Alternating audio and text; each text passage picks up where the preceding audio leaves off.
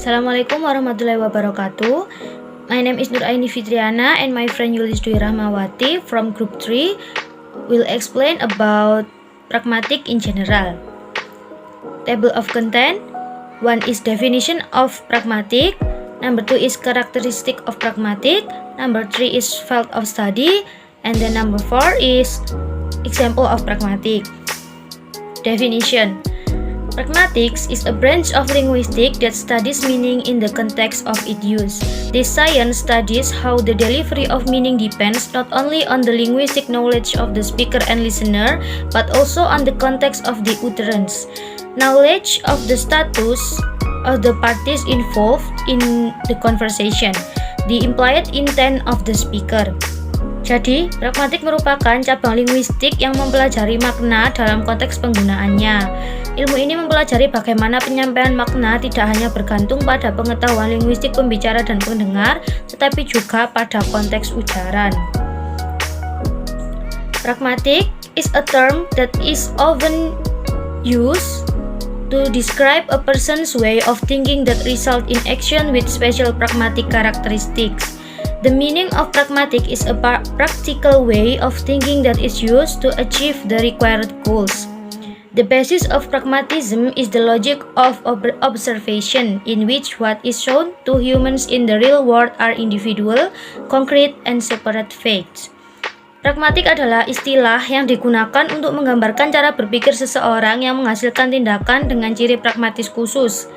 Yang dimaksud dengan pragmatis adalah cara berpikir praktis yang digunakan untuk mencapai tujuan yang diinginkan. Dasar dari pragmatisme ini adalah logika observasi, di mana apa yang diperlihatkan kepada manusia di dunia nyata adalah fakta-fakta individual, konkret, dan terpisah. In pragmatic, there are two important things that need to be observed, namely 1. Language use. The use of language here concerns language function. And number 2, context, closely related to culture in society which show that people are not the same as one another. Dalam pragmatik, ada dua hal penting yang perlu diperhatikan, yaitu yang pertama, penggunaan bahasa. Penggunaan bahasa ini menyangkut tentang fungsi bahasa, lalu yang kedua yaitu konteks, berhubungan dengan budaya dalam masyarakat yang menunjukkan bahwa manusia tidak sama satu sama lain. And then number 2 is characteristic of pragmatic. 4 characteristic of pragmatic, namely 1. Relating to the use of language that is actually used in public. 2. Relating to who the speaker and speech partner are. 3. Related to the cultural background of the language user. And then number 4. Areal from form of language use in community groups so that the background of the group is well recognized. Ada 4 ciri-ciri dari pragmatik, yaitu yang pertama, berkaitan dengan penggunaan bahasa yang benar-benar digunakan di tempat umum. Lalu yang kedua, berkaitan dengan siapa penutur dan mitra tutur. Yang ketiga, terkait dengan latar belakang budaya pengguna bahasa tersebut. Lalu yang keempat, bentuk areal penggunaan bahasa dalam kelompok masyarakat, sehingga latar belakang kelompok tersebut dapat dikenali dengan baik. And then, we'll explain my friend Mbak Yulis. Okay, field of study. Pragmatics refer to the study of language used based on context. The field of pragmatic study are deixis, prepositions, speech, conversational implicature. Deixis is a semantic symptom found in word or constructions whose reference can only be interpreted by considering the context of the conversational. Preposition are what speakers use as a common ground for conversational participants, or what a speaker or writer assumes that the receiver of the message already knows. Speech is an utterance or speech which is a functional unit in communications. Conversational implicature. The term implicature is used by Grace. to explain the speaker's meaning. Yes, or mean, which is different from what the speaker actually said. Jadi, pragmatik mengacu pada studi penggunaan bahasa berdasarkan konteks. Bidang studi pragmatik adalah yaitu deiksis, peranggapan, tindak tutur, dan juga percakapan implikatur. Jadi deiksis adalah gejala semantik yang terdapat pada kata atau konstruksi yang rujukannya hanya dapat ditafsirkan dengan mempertimbangkan konteks percakapan. Sedangkan peranggapan adalah apa yang digunakan penutur sebagai landasan bersama bagi peserta percakapan.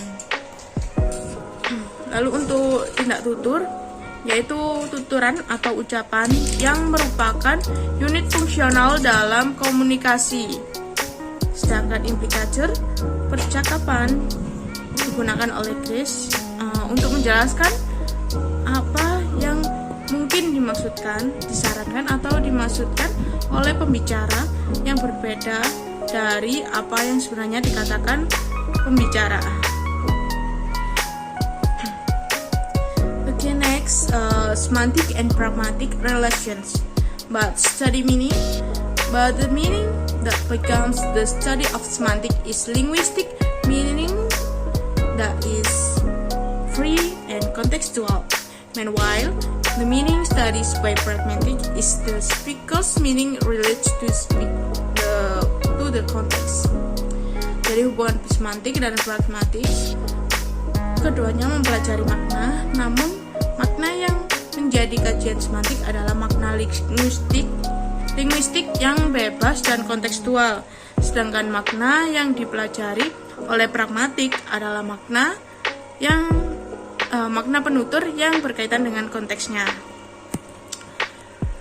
Okay, next, example of pragmatics. Example sentence. So, I have permission to go back. Pragmatically, the sentence above has the original form, "Sir, I'm going to the toilet." However, because the word toilet was considered impolite, it was replaced by the word backwards. Padang restaurants. Pragmatically, the sentence above has the meanings of a restaurant that serve Padang specialties. Actually, the sentence Padang restaurant could be written in full as a restaurant that serves Padang specialties. However, in order to make the writing more concise, finally, the writing of restaurants serving Padang specialties was shortened to Padang restaurants.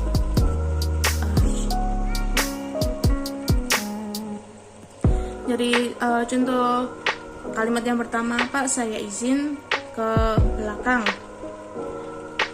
Secara pragmatis, kalimat di atas memiliki bentuk aslinya, yaitu Pak, saya mau ke toilet. Namun karena kata toilet dianggap kurang sopan, maka diganti dengan kata ke belakang. Sedangkan untuk contoh keduanya, restoran Padang. Secara pragmatis, kalimat di atas memiliki sebuah arti rumah makan yang menyajikan masakan khas Padang.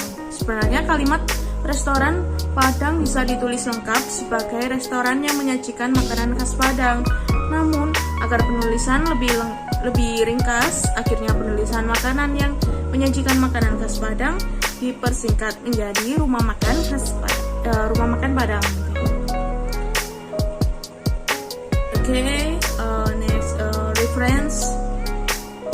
Ini adalah referensi yang kami ambil. Okay guys, that's from all presentations. Thank you for your attention. Assalamualaikum warahmatullahi wabarakatuh.